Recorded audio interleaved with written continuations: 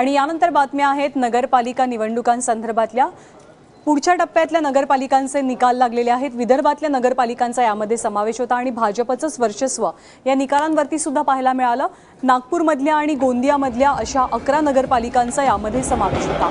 त्यापैकी 7 नगरपालिकांमध्ये भाजपचा नगराध्यक्ष विराजमान झालाय, तर 5 ठिकाणी भाजपला बहुमत मिळालंय।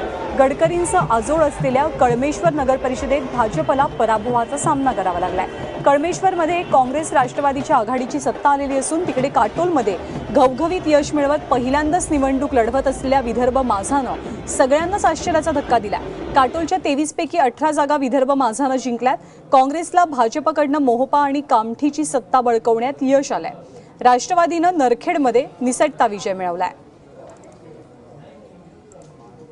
मला असं वाटतं हा निकाल शासनाच्या बाजूने आहे आणि सरकारच्या बाजूने आहे निकाल, आणि त्यामुळं